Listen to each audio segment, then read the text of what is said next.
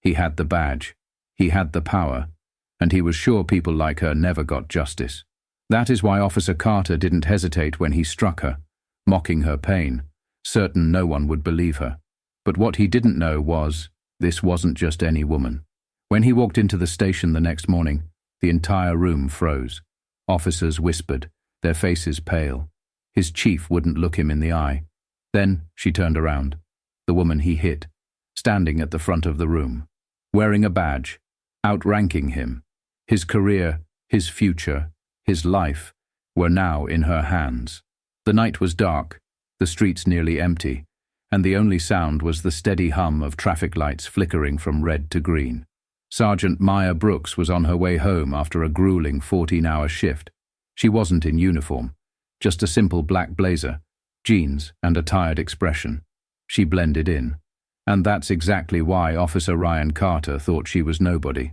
The flashing red and blue lights cut through the darkness, forcing Maya to pull over.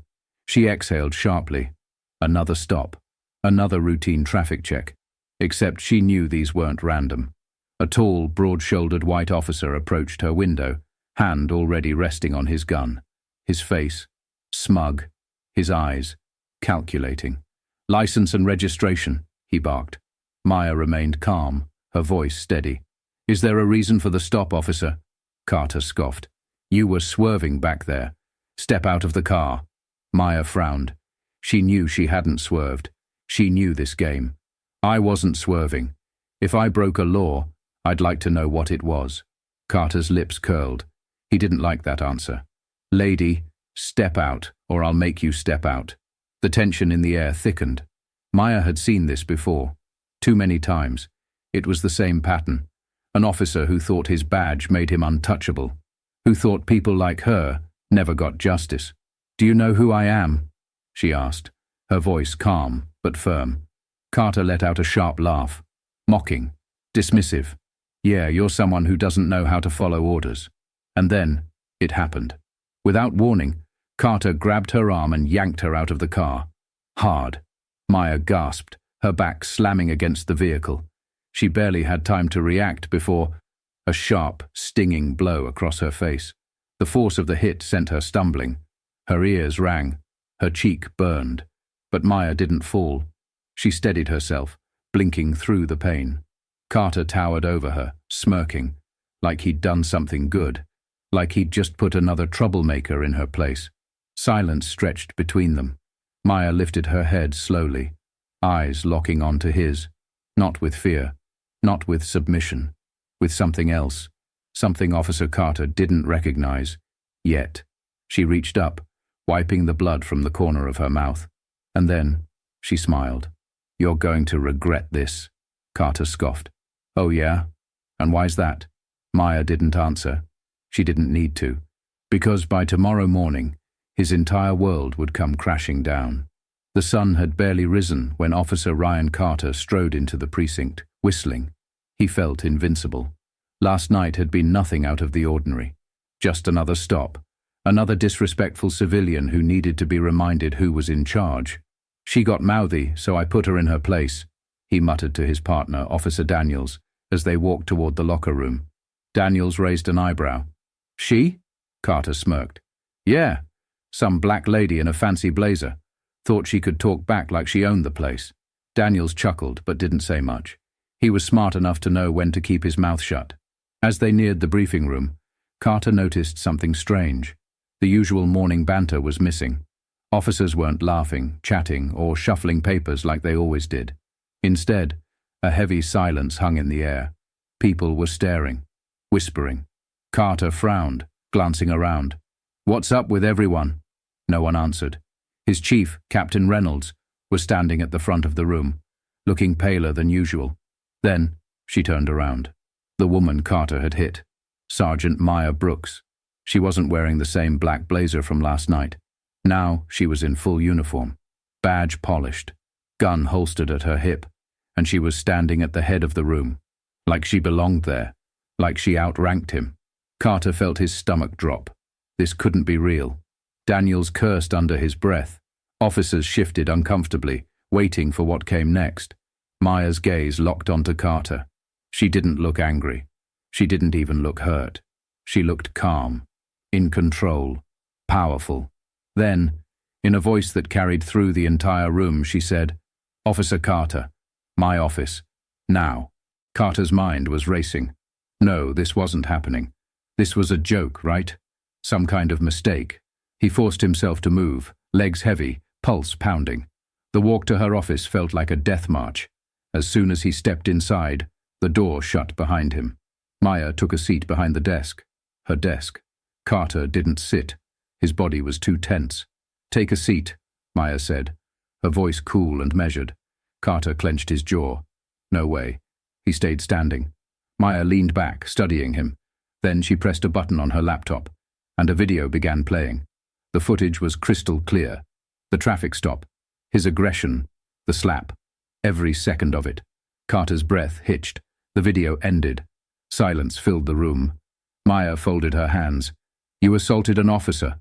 Carter's eyes widened. "I didn't know." Maya cut him off. "Didn't know I was a cop." She tilted her head. "Tell me, Carter, would it have made a difference?" Silence. Carter swallowed hard. He could feel the walls closing in, the weight of his actions suffocating him. And this was just the beginning. The air in Maya's office was suffocating, thick with unspoken consequences. Carter sat rigidly, his hands clenched into fists on his lap, his heartbeat hammering against his ribs. The security footage still flickered on Maya's laptop screen, a silent testament to his guilt. Maya sat across from him, her face unreadable, not angry, not emotional, just controlled. That was what made it worse. After a long silence, she spoke. "This isn't the first time, is it?" Carter's head snapped up. "What?"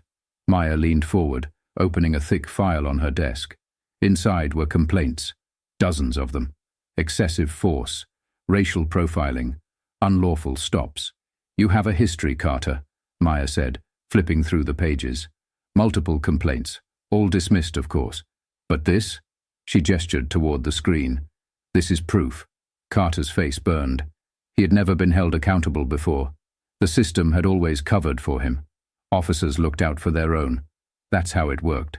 "I did what I was trained to do," he said, his voice tight. He stopped himself, realizing what he was about to say. Maya smirked. "Go on. Say it." She looked like trouble. She had an attitude. She shook her head. "You have no idea how many times I've heard those excuses." Carter's pulse pounded. This wasn't how this was supposed to go. "Look," he said, forcing himself to sound composed. "We can work something out, right? No need to—" Maya held up a hand. "Stop." Carter fell silent. Maya stood, walking around the desk until she was right in front of him. She leaned down slightly, voice lower now. "You think this is about me?" she asked. "You think you just hit the wrong woman, and that's why you're in trouble?" She shook her head. "This isn't about me, Carter. This is about all the people before me who never got justice." Carter swallowed hard. The weight of her words hit him like a ton of bricks. Maya turned back to her desk and picked up a document. She held it out to him. "Effective immediately. You are suspended without pay." Carter froze. His mouth went dry. "Suspended?" "No, wait." He shot up from his seat. "You can't do that." Maya raised an eyebrow. "I just did." Carter felt the ground shift beneath him. His badge, his power, his entire identity, being ripped away. This was real. This was happening. Maya crossed her arms. "Pack your things. And if I were you, I'd start thinking about a lawyer." Carter stumbled out of the office, his mind spinning. For the first time in his life, he was the one being judged. Carter stormed out of Maya's office, his face red with humiliation and rage. Every step through the precinct felt like a walk through enemy territory. Officers who once greeted him with nods and handshakes now averted their eyes. Conversations stopped mid-sentence as he passed. No one was laughing with him anymore. He reached his locker and yanked it open, stuffing his belongings into a duffel bag. His mind raced. This is temporary. It has to be. He just needed to call the union, get a lawyer, spin the story in his favor. Then his phone buzzed. A message from his lawyer. "We have a problem. Call me, now." Carter's stomach twisted as he pressed the call button. The voice on the other end sounded tense. "They're coming for you, Carter. This isn't just suspension." Carter stiffened. What do you mean? A heavy sigh. Maya isn't just another cop, man. Do you even know who she is? Carter didn't answer. The lawyer continued, his words hitting like a sledgehammer. Her father, former police commissioner. Her uncle, civil rights attorney. Her mother, on the mayor's public safety council. Carter's grip tightened around his phone. This wasn't just any black woman. This wasn't just any internal affairs officer. Maya Brooks was untouchable, and she wasn't going to stop at a suspension. She's already talking to the state attorney, the lawyer said. They have the footage. They're pushing for criminal charges. Carter's breath hitched. Criminal charges. A suspension was one thing. Losing his badge was one thing. But jail? No way, Carter muttered. This isn't… You didn't what? The lawyer snapped. Didn't hit her. Didn't abuse your power. Didn't get caught. Carter couldn't speak. His mind was spiraling. It was supposed to be her word against his. But now, the footage was everywhere. Leaked to the media. Going viral. Carter's heart pounded. For the first time, he wasn't in control. He had spent his career ruining lives with his power. Now, his own life was falling apart, and Maya Brooks was the one holding the match. Carter's hands trembled as he slammed his locker shut. He had to fix this. This isn't happening. This can't be happening. He stormed past his silent colleagues, out into the parking lot, and spotted Maya near her car. She wasn't rushing. She wasn't hiding. She was standing there, calm as ever, checking her phone as if this wasn't the biggest moment of his life. Rage boiled in Carter's chest. He marched toward her, fists clenched. You think you can ruin me? He snarled. Maya didn't flinch. She barely looked up. I don't have to, she said, her voice infuriatingly steady. You did that all on your own. Carter's breathing was erratic. He wanted to threaten her, but he couldn't. Not here, not now. He had no power left. But desperation is a dangerous thing. You think you're better than me, he spat. Because you got promoted? Because you have connections? Maya finally looked at him. Not with anger, not with hate, with pity. No, Carter, she said, shaking her head. I think I worked harder than you. I think I earned my place. And I think men like you have been hiding behind their badges for too long. Carter scoffed, but he felt the shift. This wasn't just a career-ending mistake anymore. This was something bigger. And then, his phone buzzed again. Another message. This time, from an unknown number. Your secrets aren't secrets anymore. His blood ran cold. Maya stepped closer, lowering her voice just enough so only he could hear. You know what the funny thing is? She murmured. Carter swallowed hard. He didn't want to know. Maya pulled a USB drive from her pocket and held it between two fingers, taunting him. I'm not just investigating you, she said. I'm investigating all of you. The whole system that protects officers like you. Carter's vision blurred. His entire body went numb. If I were you, Maya said, slipping the USB drive back into her pocket, I'd get a really good lawyer. She stepped into her car, started the engine, and drove away. Carter was left standing in the parking lot, powerless, helpless, exposed, and for the first time in his life, he was truly afraid. Carter sat in a cold steel interrogation room, his hands clasped together, his knee bouncing uncontrollably. The air felt too thick, too heavy. His uniform was gone, replaced by a plain grey shirt and jeans. He wasn't here as a cop. He was here as a suspect. The door creaked open, and when he saw who stepped inside, his stomach dropped. Maya, not in uniform, not in a suit, just a simple blouse and slacks, because she didn't need the badge to have power. She already had it. She took a seat across from him, setting down a thick case file. The room felt smaller now, the walls pressing in. Carter swallowed hard. What do you want? Maya raised an eyebrow. What do I want? She leaned forward slightly. See, Carter, that's the problem.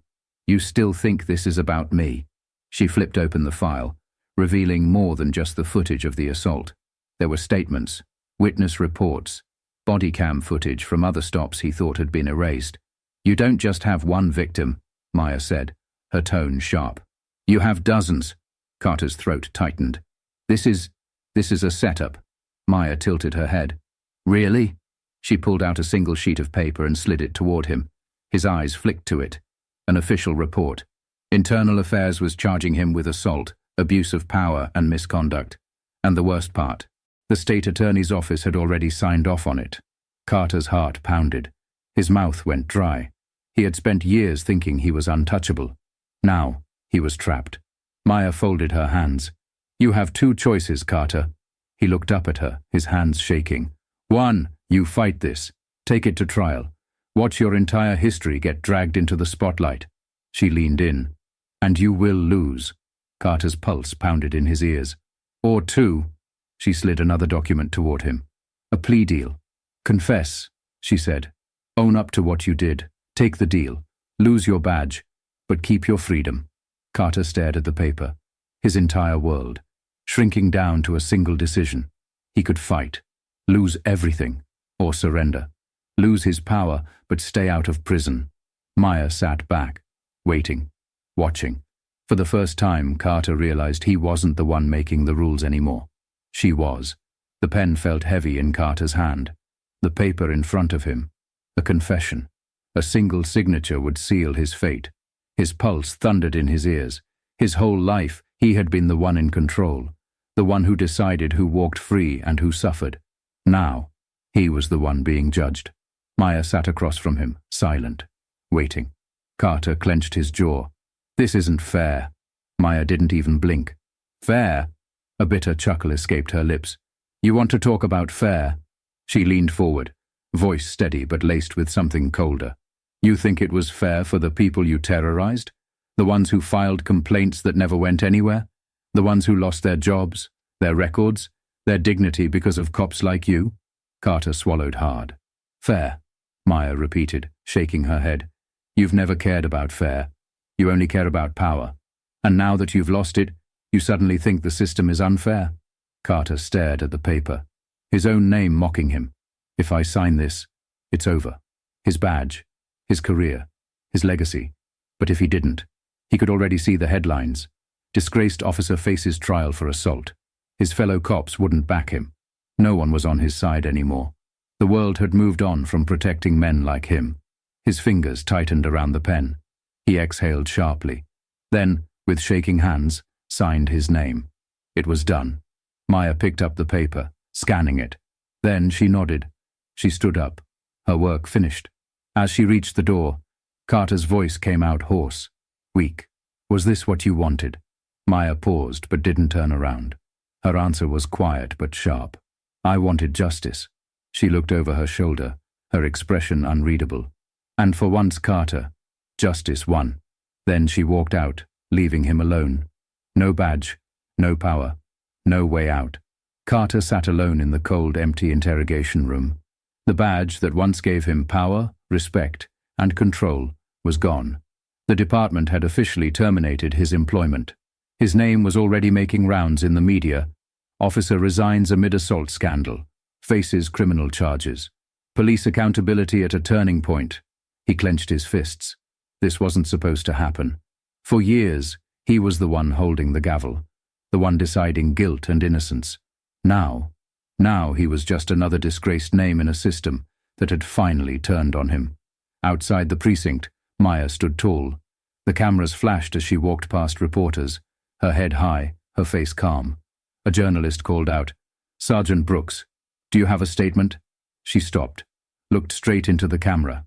No hesitation. Justice isn't revenge. Her voice was clear, firm. It's accountability. And no one, no matter their badge, should be above the law. A hush fell over the crowd. Then applause. A shift in the air. A message sent loud and clear. Back in the station, an officer removed Carter's nameplate from his locker, tossed it in a box with his things, erased him, because for years he believed he could destroy people like Maya. But in the end, he destroyed himself.